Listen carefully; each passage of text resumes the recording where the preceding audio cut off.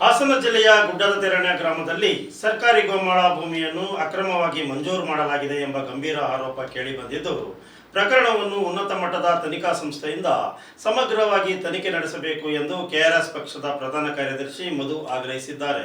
ಹಾಸನ ಜಿಲ್ಲೆಯ ಗುಡ್ಡದ ತೆರಣ್ಯ ಗ್ರಾಮದಲ್ಲಿ ಸರ್ಕಾರಿ ಗೋಮಾಳ ಭೂಮಿಯನ್ನು ಅಕ್ರಮವಾಗಿ ಮಂಜೂರು ಮಾಡಲಾಗಿದೆ ಎಂಬ ಗಂಭೀರ ಆರೋಪ ಕೇಳಿಬಂದಿದ್ದು, ಪ್ರಕರಣವನ್ನು ಉನ್ನತ ಮಟ್ಟದ ತನಿಖಾ ಸಂಸ್ಥೆಯಿಂದ ಸಮಗ್ರವಾಗಿ ತನಿಖೆ ನಡೆಸಬೇಕು ಎಂದು ಕೆಆರ್ಎಸ್ ಪಕ್ಷದ ಪ್ರಧಾನ ಕಾರ್ಯದರ್ಶಿ ಮಧು ಆಗ್ರಹಿಸಿದ್ದಾರೆ. ಪತ್ರಿಕಾಗೋಷ್ಠಿಯಲ್ಲಿ ಶುಕ್ರವಾರ ಮಾತನಾಡಿದ ಅವರು, ಅಕ್ರಮ ಭೂಮಿ ಮಂಜೂರು ವಿಚಾರ ಗ್ರಾಮಸ್ಥರ ಪರವಾಗಿ ತಾಲೂಕು ದಂಡಾಧಿಕಾರಿ ಗೀತಾ ಅವರಿಗೆ ದೂರು ಸಲ್ಲಿಸಲಾಗಿದ್ದರೂ ಇದುವರೆಗೆ ಪ್ರಕರಣ ದಾಖಲಿಸಿಲ್ಲ. ಈ ಹಿನ್ನೆಲೆಯಲ್ಲಿ ಸಂಬಂಧಪಟ್ಟ ಅಧಿಕಾರಿಗಳನ್ನು ಅಮಾನತುಪಡಿಸಿ ಸಂಪೂರ್ಣ ತನಿಖೆ ನಡೆಸುವಂತೆ ಆಗ್ರಹಿಸಿದರು. ಕೆಆರ್ಎಸ್ ಮುಖಂಡರು ನೀಡಿರುವ ಆರೋಪದ ಪ್ರಕಾರ ಕಂದಾಯ ಇಲಾಖೆಯಲ್ಲಿ ಗ್ರಾಮ ಲೆಕ್ಕಾಧಿಕಾರಿಯ ಸಹಾಯಕನಾಗಿ ಕಾರ್ಯನಿರ್ವಹಿಸಿದ್ದ ಮೊಸಳೆ ಚಂದ್ರು ಎಂಬುವರು ತಮ್ಮ ಅಧಿಕಾರದ ದುರುಪಯೋಗ ಮಾಡಿಕೊಂಡು ವಿವಿಧ ಸರ್ವೆ ಸಂಖ್ಯೆಗಳ ಭೂಮಿಗೆ ಸಂಬಂಧಿಸಿದ ದಾಖಲೆಗಳಲ್ಲಿ ಅಕ್ರಮ ತಿದ್ದುಪಡಿ ನಡೆಸಿ ಸರ್ಕಾರಿ ಗೋಮಾಳ ಭೂಮಿಯನ್ನು ಖಾಸಗಿ ವ್ಯಕ್ತಿಗಳ ಹೆಸರಿಗೆ ವರ್ಗಾಯಿಸಿದ್ದಾರೆ ಎಂದು ದೂರಿದ್ದಾರೆ. ಸರ್ವೆ ನಂಬರ್ 214ರಲ್ಲಿ ನಮೂನೆ 53ರ ಅಡಿಯಲ್ಲಿ ಕೇವಲ 30 ಗುಂಟೆ ಭೂಮಿಗೆ ಅರ್ಜಿ ಸಲ್ಲಿಸಲಾಗಿದ್ದರೂ ಕೃತಕ ವಂಶವೃಕ್ಷ ಸೃಷ್ಟಿಸಿ ಸುಮಾರು 1 ಎಕರೆ 30 ಗುಂಟೆ ಭೂಮಿಯನ್ನು ಜಯಲಕ್ಷ್ಮಮ್ಮ ಅವರಿಂದ ಹನುಮಂತಯ್ಯ ಅವರ ಹೆಸರಿಗೆ ದಾಖಲೆ ಬದಲಾವಣೆ ಮಾಡಲಾಗಿದೆ ಎಂದು ಆರೋಪಿಸಿದ್ದಾರೆ.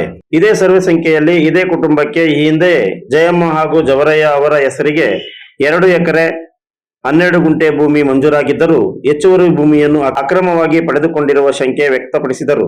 ಅದೇ ರೀತಿ ಸರ್ವೆ ನಂಬರ್ 95ರಲ್ಲಿ ಯಾವುದೇ ರಕ್ತ ಸಂಬಂಧ ಅಥವಾ ಕುಟುಂಬ ಸಂಬಂಧವಿಲ್ಲದ ದ್ಯಾವಮ್ಮ ಲಕ್ಕಯ್ಯ ಎಂಬುವರ ಹೆಸರಿಗೆ ದಾನಪತ್ರ ಹಾಗೂ ವಿಲ್ ದಾಖಲೆಗಳನ್ನು ಸೃಷ್ಟಿಸಿ ಸುಮಾರು 4 ಎಕರೆ ಭೂಮಿಯನ್ನು ತೆರಿಗೆ ವಂಚನೆಯ ಮೂಲಕ ಪಡೆದುಕೊಂಡಿರುವ ಆರೋಪ ಕೇಳಿಬಂದಿದೆ. ಲಕ್ಕಯ್ಯ ಅವರ ನೈಜ ವಾರಸುದಾರರು ಇಲ್ಲದಿದ್ದರೂ ದಾಖಲೆ ತಿದ್ದುಪಡಿ ಮಾಡಿ ದ್ಯಾವಮ್ಮ ಲಕ್ಕಯ್ಯ ಎಂಬ ಹೆಸರನ್ನು ಸೃಷ್ಟಿಸಿ ತಮ್ಮ ಮನೆಯಲ್ಲಿ ಕೆಲಸ ಮಾಡುತ್ತಿದ್ದ ವ್ಯಕ್ತಿಯ ಹೆಸರಿಗೆ ವಿಲ್ ಮಾಡಿಸಲಾಗಿದೆ ಎಂದರು.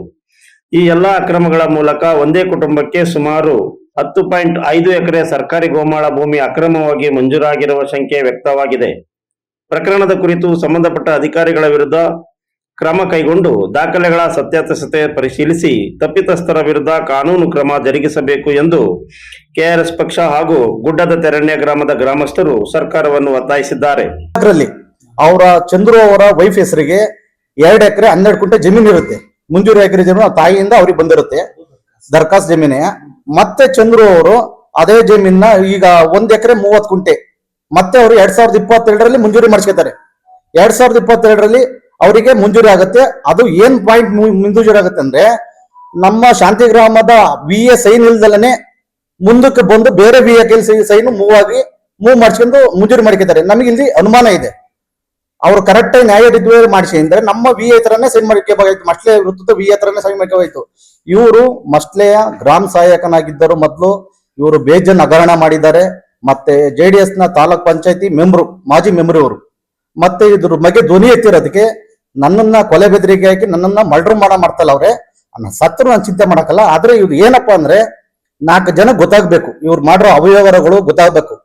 ಮತ್ತೆ ಇದ್ರಲ್ಲಿ ಏನಾಗಿದೆ ಅಂದ್ರೆ ಈ ಜಮೀನುಗಳನ್ನು ಏನು ಮಾಡ್ತಾರೋ ಅದ್ರ ಬಗ್ಗೆ ಯಾರೇ ಧ್ವನಿ ಎತ್ತಲಿ ಅವ್ರ ಮೇಲೆ ಸುಳ್ಳು ಕೇಸ್ ದಾಖಲೆ ಮಾಡೋದು, ಅವ್ರ ಮೇಲೆ ಏನೇ ಇದ್ದಾರಲ್ಲಿ ಅವ್ರನ್ನ ಸುಳ್ಳು ಕೇಸು. ಇವರು ಇದು ವಿರುದ್ಧ ತಹಶೀಲ್ದಾರಿಗೆ, DC ಗೆ ಮತ್ತೆ ಕಮಿಟಿ ಅಧ್ಯಕ್ಷರಿಗೂ ಕೂಡ ಜಮೀನ 2003ರಲ್ಲಿ 2022ರಲ್ಲಿ ಮಂಜೂರಿ ಮಾಡಬೇಡಿ ಅಂತೇಳಿ ಕಮಿಟಿ ಅಧ್ಯಕ್ಷರಿಗೂ ಕೂಡ ಅರ್ಜಿ ಕೊಟ್ಟವ್ರೆ. ಪತ್ರಿಕಾಗೋಷ್ಠಿಯಲ್ಲಿ ಕೆಆರ್ಎಸ್ ಸಮಿತಿಯ ರಮೇಶ್, ಭರತ್, ಜಗಣ್ಣ, ಗಣೇಶ್, ಜಗದೀಶ್, ಮಂಜೇಗೌಡ ಇತರರು ಉಪಸ್ಥಿತರಿದ್ದರು. You are watching TV 46 News Kannada.